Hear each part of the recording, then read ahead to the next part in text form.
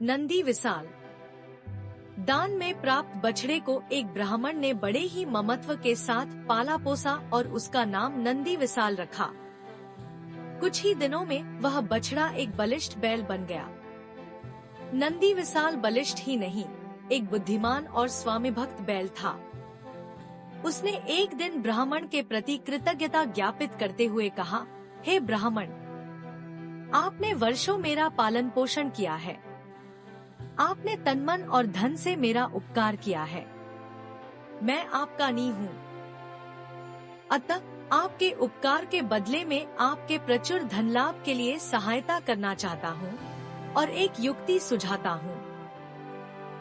चूँकि मेरे जैसे बलिष्ठ बैल इस संसार में अन्यत्र कहीं नहीं है, इसलिए हाट जाकर आप 1000 स्वर्ण मुद्राओं की सट्टा लगाएं कि आपका बैल 100 बड़ी बड़ी गाड़ियों का बोझ इकट्ठा खींच सकता है। ब्राह्मण को वह युक्ति पसंद आई और बड़े साहूकारों के साथ उसने बाजी लगा ली। पूरी तैयारी के साथ जैसे ही नंदी विसाल ने 100 भरी गाड़ियों को खींचने की भंगिमा बनाई, ब्राह्मण ने तभी नंदी विसाल को गाली देते हुए कहा, दुष्ट, खींच खींच इन गाड़ियों को फटाफट। नंदी को ब्राह्मण की भाषा पसंद नहीं आई। वह रुष्ट होकर वहीं जमीन पर बैठ गया। फिर ब्राह्मण ने हजारों युक्तियां उसे उठाने के लिए लगाई, मगर वह टस से मस न हुआ। साहूकारों ने ब्राह्मण का अच्छा मजाक बनाया और उससे उसकी 1000 स्वर्ण मुद्राएं भी ले गए।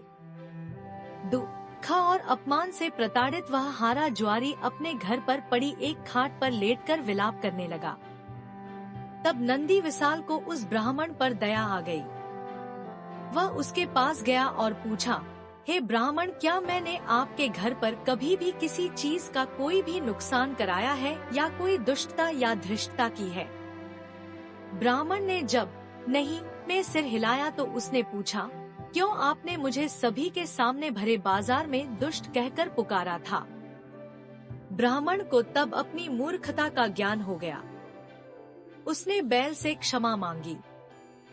तब नंदी ने ब्राह्मण को 2000 स्वर्ण मुद्राओं का सट्टा लगाने को कहा। दूसरे दिन ब्राह्मण ने एक बार फिर भीड़ जुटाई और 2000 स्वर्ण मुद्राओं के दाव के साथ नंदी विसाल को बोझ से लदे 100 गाड़ियों को खींचने का आग्रह किया।